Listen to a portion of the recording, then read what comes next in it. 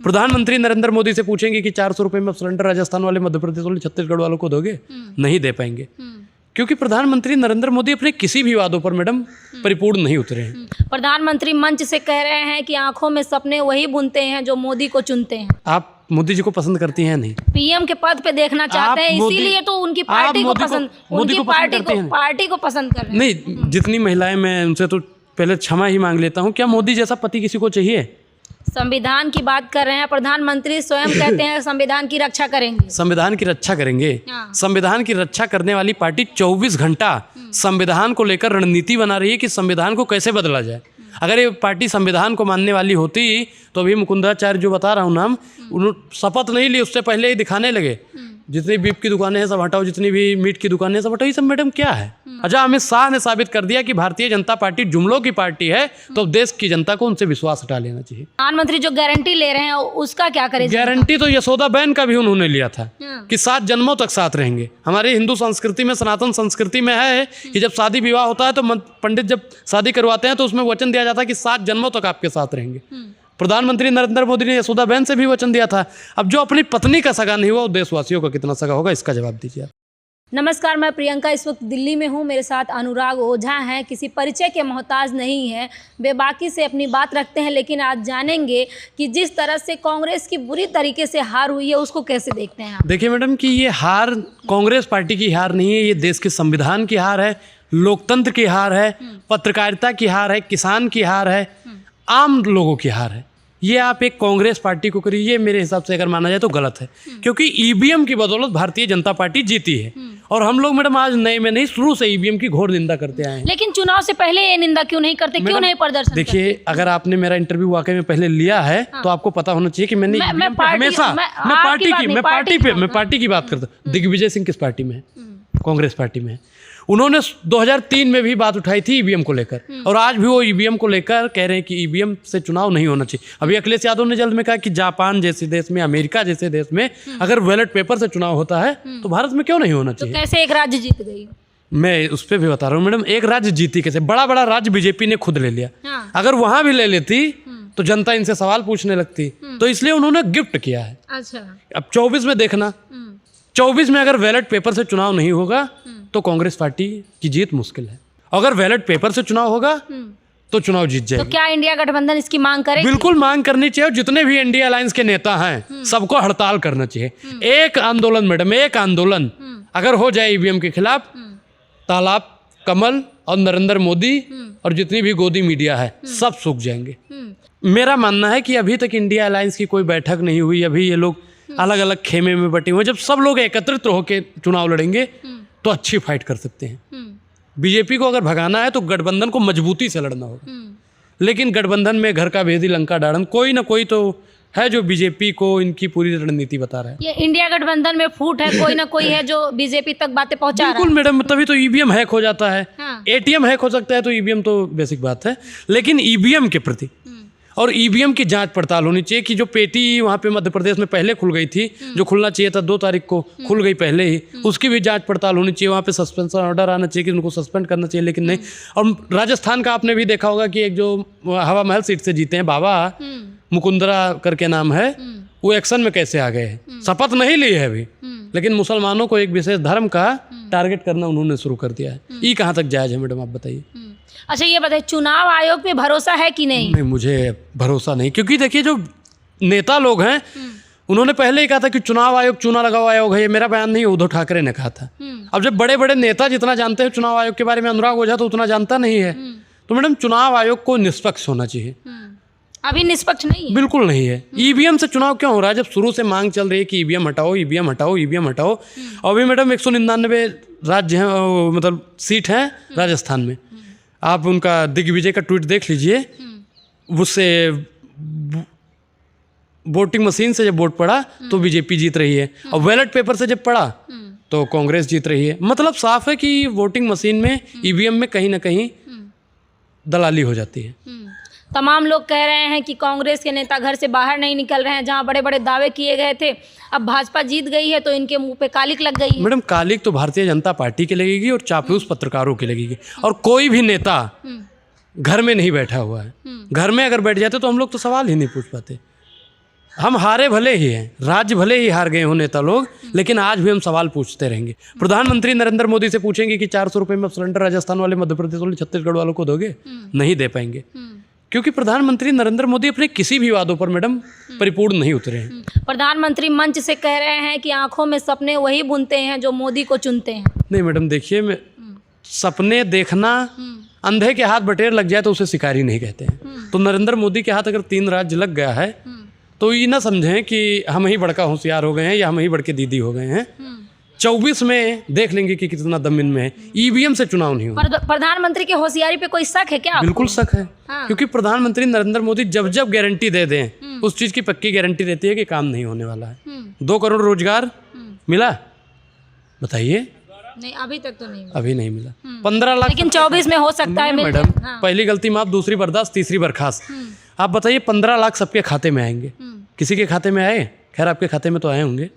पत्रकारों के खाते में आ रहे हैं क्या? बिल्कुल आ रहे होंगे। तब तो आज तक के चैनल पे मैं उस दिन देख रहा था 3 तारीख को कि पत्रकार लोग नाच रहे थे।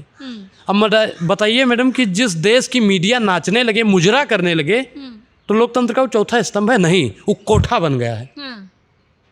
न्यूज रूम अब क्या कहना चाह रहे हैं? बिल्कुल वो अड्डा बन गया है।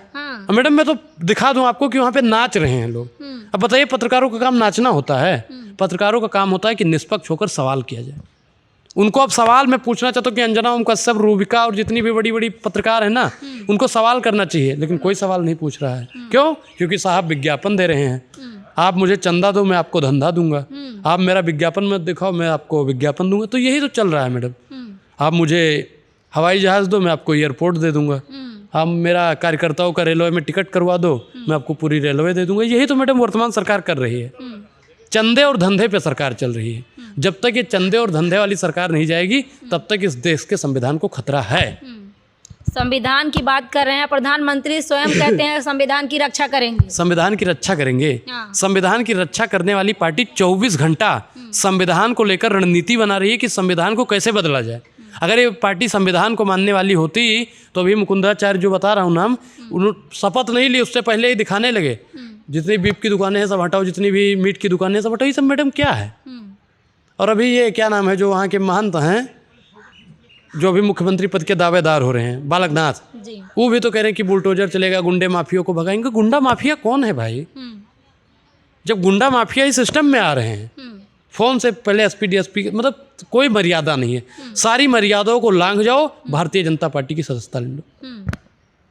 यानी कि आप क्या कहना चाहते हैं, तमाम जो लोग हैं पार्टी में वो संस्कारी लोग हैं, सभ्य लोग हैं? मैडम, कितने संस्कारी हैं ये आप हाथरस में जाके पूछिएगा, ज़्यादा सही बता पाएंगे। कितना संस्कारी है, महिला पहलवानों से पूछोगे और बेहतर बताएंगे, किसानों से पूछोगे और बेहतर बताएंगे। और जिन 40 जवान यही सब जिता रहे हैं, सत्ता में गद्दी पे बैठा रहे हैं, यही लोग महिला पसंद कर रही हैं, लाडली योजना का फायदा मिल रहा है। एक चीज़ बताइए मैडम, आप मोदी जी को पसंद करती हैं? आप मोदी जी को पसंद करती हैं? नहीं, पीएम के पद पे देखना चाहते हैं, इसीलिए तो उनकी पार्टी को पसंद, उनकी पार्टी को पसंद कर रहे हैं। नहीं, जितनी महिलाएं, मैं उनसे तो पहले क्षमा ही मांग लेता हूँ। क्या मोदी जैसा पति किसी को चाहिए? बताइए मैडम। वो तो महिलाओं की निजी राय है। निजी राय नहीं, एक चीज बताइए कि मोदी ने महिलाओं के साथ में क्या किया है? उन्होंने कहा 15 लाख खाते में आएंगे भाइयों बहनों मित्रों। किसके खाते में 15 लाख? अमित शाह ने बताया, जुमला है। तब जब प्रधानमंत्री की छवि को खराब करने का काम जयशाह के पापा अमित शाह करते हैं, तो हम लोग तो सरकार से सिर्फ सवाल पूछते हैं। अच्छा, अमित शाह ने साबित कर दिया कि भारतीय जनता पार्टी जुमलों की पार्टी है, तो देश की जनता को उनसे विश्वास हटा लेना चाहिए, जुमले वाली पार्टी का बहिष्कार करना चाहिए। प्रधानमंत्री जो गारंटी ले रहे हैं उसका क्या करें? गारंटी तो यशोदा बहन का भी उन्होंने लिया था कि 7 जन्मों तक साथ रहेंगे। हमारे हिंदू संस्कृति में, सनातन संस्कृति में है कि जब शादी विवाह होता है तो पंडित जब शादी करवाते हैं तो उसमें वचन दिया जाता है कि 7 जन्मों तक आपके साथ रहेंगे। प्रधानमंत्री नरेंद्र मोदी ने यशोदा बहन से भी वचन दिया था। अब जो अपनी पत्नी का सगा नहीं हुआ, वो देशवासियों का कितना सगा होगा, इसका जवाब दीजिए आप। ये क्या बात हुई? आए दिन देश में जो डिवोर्स होता है, तो इसका थोड़ी ये मतलब हो गया कि जो पत्नी के साथ नहीं, वो देश का भला नहीं कर सकता। एक चीज, डिवोर्स देना अलग बात है और बिना डिवोर्स दिए छोड़ देना ये अलग बात है। दोनों अलग अलग है। प्रधानमंत्री नरेंद्र मोदी ने यशोदा बहन को डिवोर्स दिया? डिवोर्स दिया मैडम? बताइए। नहीं दिया। क्यों? यहाँ भी बेईमानी है। प्रधानमंत्री नरेंद्र मोदी हमेशा बेईमानी करते रहते हैं, और बेईमानों की, भ्रष्टाचारियों की, अत्याचारियों की, दुराचारियों की सरकार 24 में नहीं आएगी। जो विधानसभा जीत रहा है वो लोकसभा भी जीतेगा। मैडम देखो, विधानसभा जीतना और लोकसभा जीतना दोनों में बहुत फर्क है। लोकसभा अपनी जगह पे है और विधानसभा अपनी जगह पे है। विधानसभा का मतलब होता है कि ये राज्य है, आप इसी की समीक्षा करेंगे। और लोकसभा का क्या होता है कि इसके जितने भी राज्य हैं आप सबकी समीक्षा करेंगे। तो जनता बहुत होशियार है। 24 में कांग्रेस पार्टी पर अपने भरोसा जताएगी, इंडिया अलायंस पे अपना भरोसा जताएगी और जुड़ेगा भारत, जीतेगा इंडिया। कैसे जुड़ेगा इंडिया? इंडिया गठबंधन में ही कमलनाथ ने क्या कहा, कौन अखिलेश वखिलेश? मैडम देखिए, वो राज्य का उनका पर्सनल मसला हो सकता है, लेकिन इंडिया अलायंस में ऐसा कोई वो नहीं है। और कल बैठक होगी तो उसमें पता ही चलेगा। अब आप बताइए कि आपके पास ऐसा ऐसा सूत्र कहाँ से आता है कि फूट आपस में चल रही है, लूट चल रही है, ये सब कहाँ से? फोन IT सेल वाले करते हैं क्या? आप ट्विटर नहीं देखते क्या? ट्विटर देखते हैं। कमलनाथ ने जो बयान दिया है मैं उससे सहमत नहीं हूँ, ये गलत है। इंडिया अलायंस में जो लोग आपस गठबंधन के लोग हैं वो एक दूसरे की निंदा करेंगे, एक दूसरे को गलत कहेंगे, वो तो गलत है। मैं उसकी घोर निंदा करता हूँ। 24 में कौन आने वाला है? 24 में विकास की आंधी और आएगा राहुल गांधी। कहाँ से? राहुल गांधी को तो पप्पू साबित कर दिया। 3 राज्यों की हालत आप देख रहे हैं। मैडम पनौती और राहुल गांधी में बहुत फर्क है। पनौती अगर इस राज्य में होता, इस देश में होता, तो 3 राज्य जीतना मुश्किल हो जाता बीजेपी के लिए। अच्छा हुआ कि पनौती को बाहर निकाल दिया था। तो पनौती आ गया है बाद में, अब देखते हैं पनौती कब तक रहती है इस देश में। और 24 भी पनौती ही चलेगी। 2 बार PM बन चुके हैं, फिर भी आपको डर नहीं लगता अनुराग? डर किस बात का? डरना का है इनसे? ये तोप लेकर चलते हैं। हम सवाल ही तो पूछ रहे हैं। अगर सवाल पूछने की सजा फांसी, जेल, मुकदमा या गोली मार देना है तो मार दीजिए भाई। डरेंगे नहीं, सवाल अड़के पूछते रहेंगे। मुल्क के हाकिम के आंख में आंख डालकर अनुराग ओझा सवाल पूछता रहेगा। उसके लिए कुछ भी हो जाए मैडम। तो आप देख सकते हैं हमारे साथ अनुराग ओझा वायरल बॉय भी हैं, सोशल मीडिया पे चर्चित हैं। इनका कहना है कि 24 में प्रधानमंत्री नहीं आएंगे। पनौती तक बता दिया, जिस तरह से राहुल गांधी ने कहा कि पनौती है। और वहीं दूसरी तरफ इनका कहना है कि इंडिया गठबंधन की 6 तारीख को मीटिंग होने जा रही है, लोग बैठक करेंगे और आगे की क्या रणनीति होगी 24 को लेकर तय करने वाले हैं। इस खबर पर आपकी क्या राय है, हमें कमेंट बॉक्स में ज़रूर बताएं। धन्यवाद।